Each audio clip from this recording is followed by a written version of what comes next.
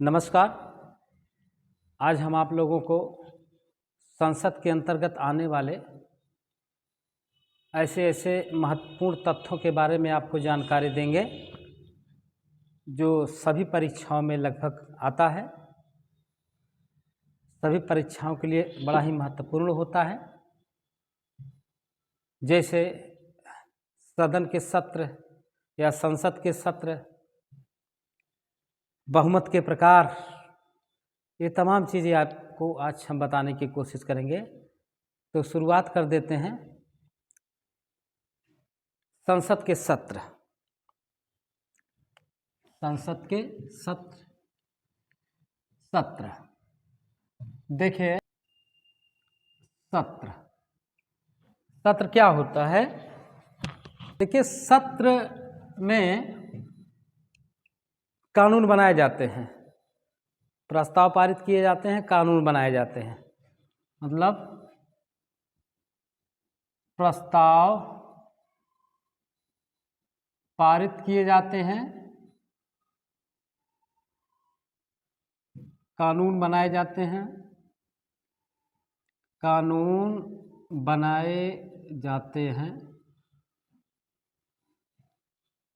और एक निर्धारित समय पर उस सत्र का सत्रावसान कर दिया जाता है।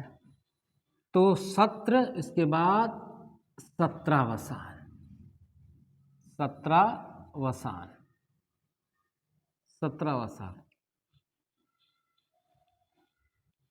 सत्र हम ऐसे भी कर सकते हैं, सत्र का आहूत होना या सत्र बुलाना, या सत्र का आहूत होना या सत्र को बुलाना, और एक निर्धारित समय पर सत्रावसान कर दिया जाता है। मतलब उस सत्र को समाप्त किया जाता है और इस सत्र में जो है वो प्रस्ताव पारित किए जाते हैं, कानून बनाए जाते हैं, घोषणा की जाती है, आदि होती है। अब देखते हैं कि सत्र जो होता है ये कब बुलाया जाता है, सत्र कब बुलाया जाता है और कौन बुलाता है, ये किस अनुच्छेद के अंतर्गत आता है। तो ध्यान दीजिएगा, वर्ष में 3 सत्र बुलाए जाते हैं। कितने? 3 सत्र, यानी कि वर्ष में 3 सत्र बुलाए जाते हैं। 3 सत्र बुलाए जाते हैं। पहला सत्र होता है, विशेष रूप से अगर देखा जाए तो बजट सत्र होता है।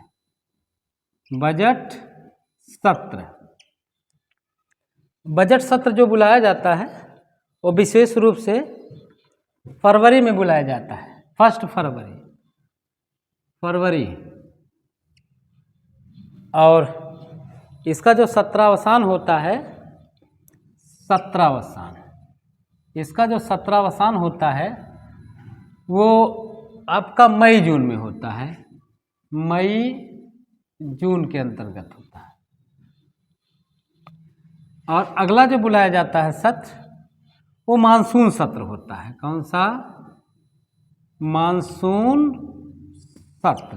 पहला हो गया बजट सत्र, दूसरा मानसून सत्र होता है। मानसून सत्र जो बुलाया जाता है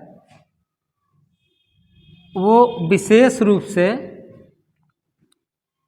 कि जून जुलाई, मतलब जब मानसून शुरू होता है। और ये सत्र कब समाप्त होता है? ये सितंबर अक्टूबर तक समाप्त होता है। सितंबर अक्टूबर में समाप्त होता है। और अगला जो सत्र बुलाया जाता है वह होता है शीतकालीन सत्र। कौन सा? शीतकालीन सत्र होता है। और ये जो बुलाया जाता है विशेष रूप से जब यही मानसून सत्र समाप्त होता है तब आपका जो है ये शीतकालीन सत्र बुलाया जाता है। अर्थात हम ऐसे भी कह सकते हैं, सितंबर अक्टूबर में बुलाया जाता है और इसका जो सत्रावसान होता है वो जनवरी के लास्ट तक होता है, जनवरी के लास्ट तक, जनवरी के लास्ट तक जो है ये समाप्त होता है। अब सत्र बुलाता कौन है? देखिए, जो सत्र बुलाता है वो राष्ट्रपति बुलाता है। सत्र बुलाने का काम कौन करता है? राष्ट्रपति करता है। और जो सत्रावसान किया जाता है वो भी राष्ट्रपति के द्वारा ही किया जाता है, सत्रावसान। तो ये एक शब्द और आता है विघटन, ध्यान दीजिएगा। सत्र, सत्रावसान और विघटन, इन तीनों पर जो अथॉरिटी मिली होती है, इन तीनों को करने का काम जो करता है वो राष्ट्रपति करता है। कौन करता है? राष्ट्रपति। और ये किस अनुच्छेद में बुलाया जाता है? सत्र या सत्रावसान जो किया जाता है अनुच्छेद 85 में किया जाता है। विघटन का मतलब होता है सदन का समाप्त होना, यानी कि सदन के सदस्यों का कार्यकाल समाप्त होना या सदन का भंग होना ही विघटन कहलाता है। इसको भी राष्ट्रपति करता है। तो सत्र, सत्रावसान और विघटन ये अनुच्छेद 85 में आता है और इस पर पूरा अधिकार किसका होता है? राष्ट्रपति का होता है। हाँ, एक चीज़ और यहाँ हम देख लेते हैं कि जैसे अनुच्छेद 85 के अंतर्गत, अनुच्छेद 85 के अंतर्गत राष्ट्रपति जो है वो सत्रों को बुलाता है, सत्रावसान करता है और सदन का विघटन करता है। ठीक, तो अब इसी को हम देख लेते हैं कि क्या ये राज्य विधान मंडलों में होता है या राज्य विधान सभाओं में भी ये ऐसी बात होती है। तो किस अनुच्छेद के अंतर्गत हो सकता है? कौन सत्र को बुला सकता है, कौन सत्रावसान करता है और कौन सदन का विघटन कर सकता है? तो ऐसे देख लेते हैं। विधान मंडल, विधान मंडल में विधानसभा, विधानसभा, विधान परिषद, विधान परिषद और राज्यपाल। तो अनुच्छेद 85 के अंतर्गत राष्ट्रपति सत्र को बुलाता है, सत्रावसान करता है, सदन का विघटन करता है। अनुच्छेद 85 में तो राज्यों में राज्यपाल सत्र को बुलाएगा, सत्रावसान भी करेगा और राज्यपाल जो है विधानसभा का विघटन भी करता है। जिस तरीके से केंद्र में राष्ट्रपति करता है उसी तरह से राज्यों में राज्यपाल सत्र को बुलाता है, सत्रावसान करता है और सदन का विघटन करता है। यहाँ एक चीज़ और देखना है कि जो सत्र बुलाए जाते हैं, वर्ष में 3 सत्र बुलाए जाते हैं, लेकिन वर्ष में 2 सत्र बुलाना बहुत ही अनिवार्य होता है। इतना विशेष ध्यान दीजिएगा। वर्ष में 3 सत्र बुलाए जाते हैं, कम से कम वर्ष में 2 सत्र बुलाना अनिवार्य होता है। अब हम आगे आते हैं बहुमत के प्रकार। बहुमत के प्रकार, बहुमत के प्रकार। बहुमत के प्रकार के अंतर्गत जो है, जो सदन में कानून बनाए जाते हैं वो बहुमत के आधार पर बनते हैं। चाहे वो साधारण बहुमत हो, चाहे वो विशेष बहुमत हो, पूर्ण बहुमत हो या वास्तविक बहुमत हो। तो अगर सामान्य रूप से अगर हम बात करें बहुमत की, तो सबसे पहले हम देख लेते हैं ये साधारण बहुमत। साधारण बहुमत, ये साधारण बहुमत होता क्या है? तो साधारण बहुमत का मतलब ये होता है कि कुल उपस्थित सदस्यों के 1/2 + 1/2 करके, या हम ऐसे कर सकते हैं कि जितने भी सदस्य उपस्थित हैं सदन में और उस दिन उस कानून पर वोटिंग होने वाली है, तो जो लोग उस दिन रहेंगे और वोट देंगे उन्हीं को सम्मिलित किया जाता है। इसे साधारण बहुमत कहा जाता है। जैसे एक एग्जाम्पल और दे रहे हैं आप लोगों को, ये संसद लोकसभा, राज्यसभा और राष्ट्रपति।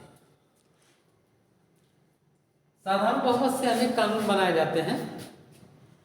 जैसे धन विधेयक हो गया, वित्त विधेयक हो गया, अविश्वास प्रस्ताव विधेयक हो गया, नए राज्यों का गठन करना है, नई विधान परिषद का गठन करना है ना। उच्चतम न्यायालय में जो न्यायाधीशों की संख्या है कितनी बढ़ाई जानी चाहिए, और इसी के साथ साथ उच्चतम न्यायालय के जो विशेषाधिकार है उनके बारे में, 5वीं अनुसूची के बारे में, 6वीं अनुसूची के बारे में, संसद में गणपूर्ति, राजभाषा का प्रयोग आदि तमाम ऐसे कानून जो बनाए जाते हैं वो साधारण बहुमत से बनाया जाता है। तो एक बार फिर से देख लेते हैं। जैसे मान लीजिए किसी राज्य में विधान परिषद का गठन करना है, तो ऐसे देखो, ये विधानमंडल है, विधानमंडल के अंतर्गत विधानसभा है और राज्यपाल है। जिस राज्यों में विधान परिषद नहीं है उस राज्यों में अगर संसद को, इसके लिए संसद उत्तरदायी होती है किसी राज्य में विधान परिषद के गठन के लिए। तो अगर किसी राज्य में विधान परिषद नहीं है और उस राज्य में विधान परिषद का गठन करना है, तो ये साधारण बहुमत से कहाँ पर होता है? संसद में होता है। लेकिन राज्यों में विशेष बहुमत से होता है। जैसे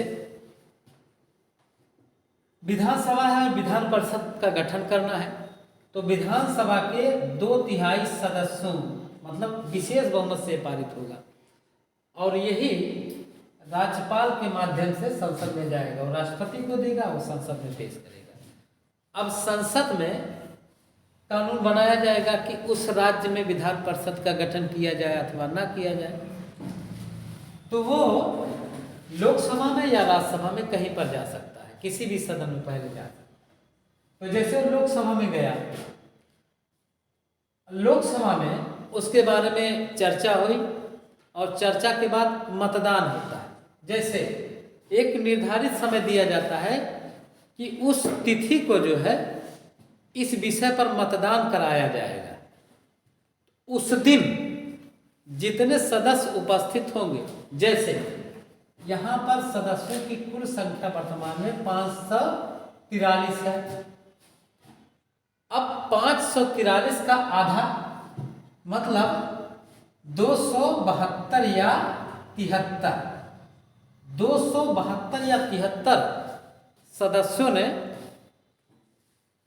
सृजन के संबंध में वोटिंग कर दिया, तो यहां से मान लिया जाएगा। यानी कि जो उपस्थित सदस्य हैं, उपस्थित सदस्यों में उपस्थित सदस्य ऐसा भी होता है कि रेगुलर जो है, जो सदन की कार्रवाई होती है, तो तमाम ऐसे सदस्य होते हैं किसी न किसी कारणवश उपस्थित नहीं हो पाते हैं सदन में। तो यहाँ पर यह है कि जिस दिन सदन में उपस्थित सदस्य हैं उन सदस्यों का जो योग लिया जाता है ना। तो जो सदस्य उपस्थित रहेंगे, वोटिंग करेंगे, उन्हीं का माना जाएगा। मतलब उन्हीं कुल सदस्यों के 50% से अधिक लोगों ने किसी नए राज्य के सृजन के संबंध में उसके मत में वोट दे दिया कि सृजन होना चाहिए, तो यहाँ से माना जाएगा। फिर वही चीज़ कहाँ जाएगा? राज्यसभा में जाएगा। राज्यसभा में भी वही चीज़ है, 50% प्लस 1। इसी को भी कहते हैं साधारण बहुमत। तो साधारण बहुमत सदन में उपस्थित कुल सदस्यों के 50% प्लस तो माना जाता है क्या? साधारण। साधारण बहुमत से कौन कौन से कानून बनाए जा सकते हैं, तो ध्यान दीजिएगा, इसमें अविश्वास प्रस्ताव, अविश्वास प्रस्ताव पारित किया जाता है किससे, साधारण बहुमत से। अविश्वास प्रस्ताव जो लाया जाता है वो विपक्ष के द्वारा लाया जाता है।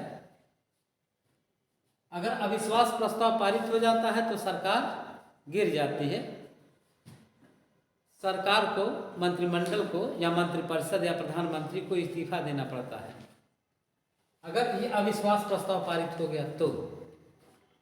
ये अविश्वास प्रस्ताव भी जो है साधारण बहुमत से होता है। धन विधेयक जो आता है, धन विधेयक, ये भी जो होता है वो साधारण बहुमत से होता है। वित्त विधेयक की बात करें तो वित्त विधेयक भी सदन में जो है साधारण बहुमत से पारित किया जाता है। इसके बाद अगर नए राज्यों का गठन करना है, नए राज्यों का गठन, ये भी जो होता है वो संसद में जो है साधारण बहुमत से होता है। या हम ऐसे भी कह सकते हैं, एक राज्यों में विधान परिषद का सृजन, राज्यों में जो विधान परिषद का सृजन होता है तो इसके लिए उत्तरदायी कौन होता है, संसद होता है। संसद में अगर ये पारित हो गया तो विधान परिषद का सृजन कर दिया जाता है। सांसदों के वेतन और भत्ते, सांसदों के वेतन एवं भत्ते, ये भी साधारण बहुमत से पारित होता है। इसी के साथ अगर हम कहें जो उच्च न्यायालय में या सर्वोच्च न्यायालय में, सर्वोच्च न्यायालय या उच्च न्यायालय में न्यायाधीशों की संख्या कितनी होनी चाहिए, ये भी संसद में ही पारित होता है साधारण बहुमत से। इसी के साथ अगर देखें पांचवी अनुसूची में सम्मिलित जो विषय, पांचवी अनुसूची में सम्मिलित जो विषय है उस पर भी साधारण बहुमत से कानून पारित किया जाता है। छठी अनुसूची के अंतर्गत जो उपबंध शामिल किए गए हैं वो भी जो है आपका साधारण बहुमत से पारित होता है। संसद में गणपूर्ति, ये भी जो है साधारण बहुमत से पारित होता है। राजभाषा,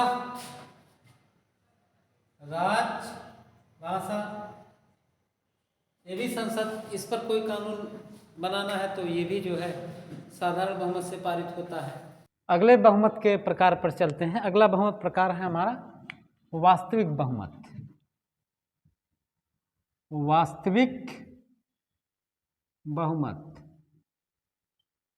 वास्तविक बहुमत में जो सम्मिलित किया जाता है, जो संसद की या सदन की वास्तविक संख्या होती है उससे अधिक। जैसे लोकसभा की अगर बात करें तो लोकसभा में जो वर्तमान में वास्तविक संख्या है वो 543 है। और राज्यसभा में कितनी है? राज्यसभा में आपका 245 है। तो जो वास्तविक संख्या है उसकी गणना की जाती है वास्तविक संख्या से अधिक, मतलब वास्तविक संख्या जो है उसके आधे से अधिक अगर समर्थन करते हैं तो वास्तविक बहुमत से पारित होगा। जैसे 543 है तो 543 वास्तविक संख्या है वर्तमान में लोकसभा की, तो इसके लगभग 272 या 73 लोग अगर पारित कर देंगे किसी कानून को किसी भी सदन से, चाहे है ना, लोकसभा वाले लोकसभा से पारित करेंगे, है ना, और राज्यसभा वाले राज्यसभा से पारित करेंगे, तो इसके आधे होने चाहिए। जैसे 245 है वास्तविक संख्या जो है राज्यसभा की, तो 123 प्लस लोगों का समर्थन होना चाहिए तो वो कानून पारित हो जाता है। इसे ही कहा जाता है वास्तविक बहुमत। अब हम आ जाते हैं विशेष बहुमत पर। विशेष बहुमत, देखिए विशेष रूप से जो है वो ज़्यादातर जो कानून बनाए जाते हैं वो साधारण बहुमत और विशेष बहुमत के आधार पर ही बनाए जाते हैं। तो विशेष बहुमत का मतलब ये होता है कि सदन में कुल उपस्थित सदस्यों के 2/3 बहुमत। कितना विशेष बहुमत? सदन में उपस्थित कुल सदस्यों के 2/3 बहुमत को विशेष बहुमत कहा जाता है। सदन में उपस्थित, जिस दिन वो उपस्थित है उस दिन कोई कानून पारित हुआ यानी कि वोटिंग हुई, उसी को कहते हैं विशेष बहुमत। उपस्थित यानी कि सदन में उपस्थित सदस्यों के विशेष बहुमत से जिस दिन वो उपस्थित होंगे। अब यहाँ पर ध्यान दीजिएगा, विशेष बहुमत से कौन कौन से कानून बनाए जा सकते हैं, यानी कि कानून बनाए जा सकते हैं। कौन कौन से कानून बनाए जा सकते हैं विशेष बहुमत से? तो ध्यान दीजिएगा, अनुच्छेद 249 के अंतर्गत जो उपबंध दिया गया है, अनुच्छेद 249 में आने वाले उपबंध, इसमें यह दिया गया है कि राज्य सूची के विषय पर, देखिए राज्य सूची के विषय पर कानून बनाने का अधिकार किसके पास है? राज्य की विधानसभाओं के पास है, राज्य की विधानमंडल के पास है। अगर राज्य की सूची के विषय पर कोई कानून बनाना है और उस संबंध में राज्यसभा के जितने भी उपस्थित सदस्य हैं, उन उपस्थित सदस्यों के 2/3 सदस्यों द्वारा यह प्रस्ताव पारित कर दिया जाता है कि अमुक विषय जो राज्य सूची के विषय में सम्मिलित किया गया है, अब वो राष्ट्रीय हित का विषय बन गया है, उसे केंद्र सूची में सम्मिलित किया जाए, तो उस आधार पर जो है उस पर संसद कानून बनाएगी। लेकिन पहल कौन करेगा? अनुच्छेद 249 के अंतर्गत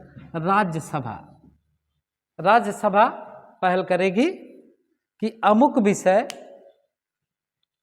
राज्य सूची का है और इस पर कानून बनाया जाए और ये राष्ट्रीय हित का है, तो उस पर जो है कानून बनाया जाता है। तो ये आता है अनुच्छेद 249 के अंतर्गत। अनुच्छेद 312 में जो उपबंध है, अनुच्छेद 312 के उपबंध पर भी संसद कानून बनाती है। अनुच्छेद 312 के उपबंध,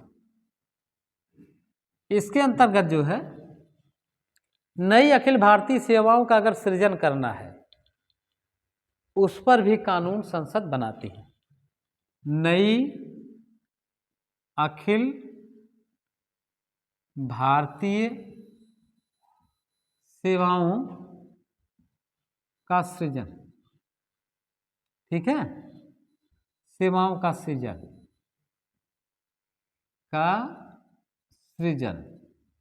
राज्यसभा ही करती है, उस पर भी बनाए जाते हैं। जैसे IAS, IPS, IFS, फिर IAFS इंडियन फॉरेन सर्विस और IFS, इसी के साथ साथ भारतीय विदेश सेवा भी से Indian IFS, Indian foreign service, Indian forest service, ये तमाम सेवाओं का जो सृजन किया जाता है वो संसद के द्वारा किया जाता है। अखिल भारतीय सेवाओं का सृजन, इस पर भी कानून कौन बनाता है? संसद बनाती है। अब किस आधार पर, किस बहुमत के प्रकार पर? तो आपका हो जाएगा विशेष बहुमत, है ना, विशेष बहुमत, यानी कि सदन में उपस्थित कुल सदस्यों के 2/3 बहुमत से, ये हो गया क्या, विशेष बहुमत, विशेष बहुमत इसे बोला जाएगा। तो अभी मैंने बताया कि 249 में आने वाले जो उपबंध है, इसके अंतर्गत अगर राज्य सूची का कोई विषय है तो उस पर केंद्र सरकार कानून बनाना चाहे और उसको ये मालूम हो जाए, यानी कि इसकी जो पहल राज्यसभा में की जाती है, विशेष रूप से देखा जाए, क्योंकि राज्यसभा को राज्यों की प्रतिनिधि सभा कहा जाता है। अगर वहाँ के सदस्यों ने 2/3 बहुमत से पारित कर दिया, उसके बाद फिर लोकसभा में जाएगा तो वो पारित कर दिया जाएगा, वो बन जाएगा। और अनुच्छेद 312 के उपबंध, मतलब अगर नई अखिल भारतीय सीमाओं का सृजन करना है तब भी जो है उस पर संसद कानून बनाती है, किस पर, विशेष बहुमत के द्वारा। और अगले की अगर हम बात करें तो महाभियोग के प्रस्ताव को पारित किया जाता है, राष्ट्रपति के ऊपर महाभियोग लगाया जाता है, तो महाभियोग का प्रस्ताव क्या हो गया, महाभियोग का प्रस्ताव। तो महाभियोग का भी प्रस्ताव जो है वो जो पारित किया जाता है, विशेष बहुमत से पारित किया जाता है। इसके साथ साथ अगर हम देखें, सुप्रीम कोर्ट और हाई कोर्ट के न्यायाधीशों को अगर उनको उनके पद से हटाना है ना, तो संसद में विशेष बहुमत से प्रस्ताव पारित होगा। इसी के साथ अगर हम देखें तो जो मुख्य निर्वाचन आयुक्त होता है, कौन, मुख्य निर्वाचन आयुक्त, उसको भी विशेष बहुमत से हटाया जाता है। यहाँ लिख दे रहे हैं, मुख्य निर्वाचन आयुक्त को हटाना, है ना, ये भी विशेष बहुमत से होता है। इसके साथ साथ जो सीएजी होते हैं, CAG controller and editor general, Bharat के नियंत्रक एवं महालेखा परीक्षक, उनको भी किस आधार पर हटाया जाता है, विशेष बहुमत के आधार पर हटाया जाता है ना इनको। तो ये तमाम ऐसे कानून होते हैं जिसके द्वारा विशेष बहुमत से प्रस्ताव पारित किया जाता है। अब देख लेते हैं संयुक्त अधिवेशन। संयुक्त अधिवेशन जो है अनुच्छेद 108 के अंतर्गत आता है। तो संयुक्त अधिवेशन कब कब बुलाया जाता है, इसे कौन बुलाता है, इस पर चर्चा कर लेते हैं। तो देखिए, सबसे पहले कि जब साधारण निर्वाचन होता है, साधारण निर्वाचन या सामान्य निर्वाचन, लोकसभा का जब सामान्य निर्वाचन होता है, लोकसभा के सामान्य निर्वाचन के बाद, लोकसभा के सामान्य निर्वाचन के बाद प्रथम सत्र के प्रारंभ में, प्रथम सत्र के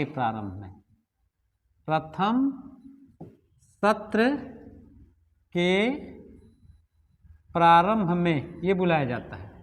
यानी कि जब नई लोकसभा का गठन होता है, अब नई लोकसभा का जब गठन होता है तो जो प्रथम सत्र बुलाया जाता है, किसके द्वारा बुलाया जाता है, राष्ट्रपति के द्वारा। नई सरकार का गठन हुआ, प्रथम सत्र प्रारंभ हुआ, उसी दौरान जो है बुलाया जाता है। तो ध्यान दीजिएगा, अगर ऐसे भी कहा जाए कि जैसे मान लीजिए शीतकालीन या मानसून सत्र भी प्रथम सत्र हो सकता है, क्योंकि निर्वाचन के बाद जब नई लोकसभा का गठन होता है तो वो मानसून सत्र में भी हो सकता है, शीतकालीन सत्र में भी हो सकता है ना। तो लोकसभा के सामान्य निर्वाचन के बाद प्रथम सत्र के प्रारंभ में ये संयुक्त अधिवेशन बुलाया जाता है। किस संदर्भ में बुलाया जाता है, इसमें जो है राष्ट्रपति अपना अभिभाषण देता है, अर्थात राष्ट्रपति के अभिभाषण, है ना। तो लोकसभा के सामान्य निर्वाचन के बाद प्रथम सत्र के प्रारंभ में राष्ट्रपति के अभिभाषण के लिए ये हो गया। इसके बाद प्रत्येक वर्ष के प्रथम सत्र के प्रारंभ में, है ना, जो नया साल लगता है, प्रत्येक वर्ष के प्रथम सत्र, प्रत्येक वर्ष के प्रथम सत्र, प्रत्येक वर्ष के प्रथम सत्र के प्रारंभ में बुलाया जाता है, के प्रारंभ में बुलाया जाता है। किसके लिए? राष्ट्रपति के अभिभाषण के लिए। राष्ट्रपति के अभिभाषण के लिए ये हो गया। नया साल जब लगता है और नया साल में जो नया सत्र लगता है उसमें बुलाया जाता है, और राष्ट्रपति के अभिभाषण के लिए, इसमें भी राष्ट्रपति के अभिभाषण के लिए।